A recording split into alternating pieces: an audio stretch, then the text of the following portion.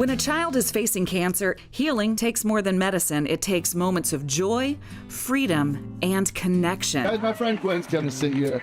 Hi, everybody. It's so good to see you. Care Camps Foundation helps provide these children with a place to laugh and to just be kids again. And for many, it's the first place they feel truly understood. Hey, guys. Gwen sent me off to meet camp director Ryan Campbell. Now, he's not only part of the family that runs this place. If you're looking for fun, you can find him right in the middle of it. Now, Ryan, I love this so much. You basically grew up here. I did. I'm a third-generation camp director. My grandfather was our first ever camp director when we were founded in 1980, and we hosted our first ever week of summer camp in 1982 and hosted 30 kids that week. And since then, we've now hosted over 20,000 children with cancer and their family members. And my father took over for him in 1993, and I hope to take over for my dad as well. So it means everything to us.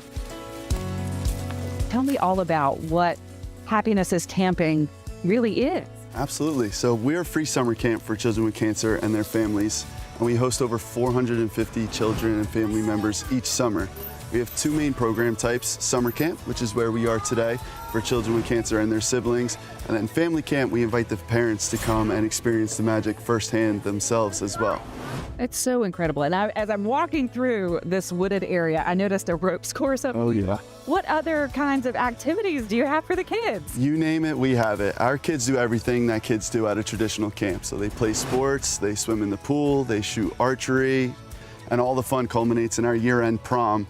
And after prom is really when all the tears happen. It's our aging out ceremony for our 17-year-old campers. And it's a time for them to reflect on their camp journeys.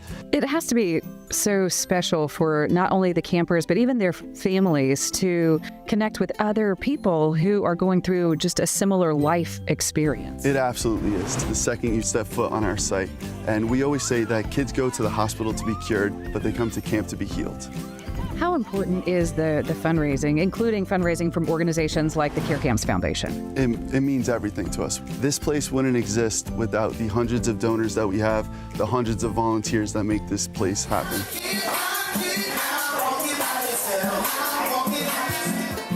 Thank you so much for this tour.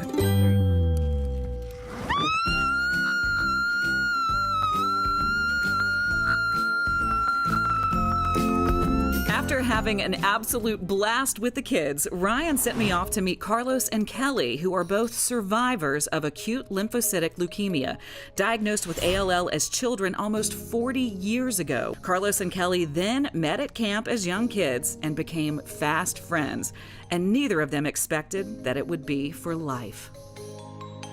Let's start with the beginning of your story. I remember being diagnosed at about 8. My pediatric oncologist felt very necessary that Carlos needs to have some time to enjoy, to be young, to play.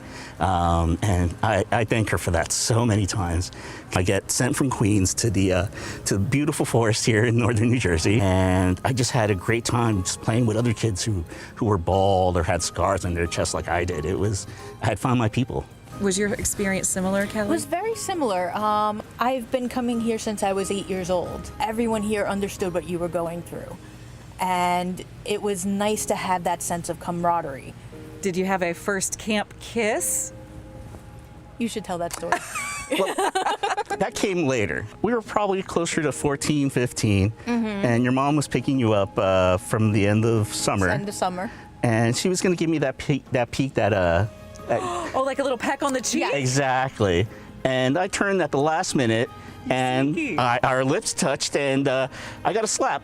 Rightfully so, and my glasses did go flying off, but I had a big smile, and it was worth it, and I'd do it again. My senior year, my date bailed on me at the very last minute, and I call up Carlos, and he was just really sweet, and he would twirl me on the dance floor, and he would just make me laugh the entire night, and I think that's when I knew that I had feelings for him.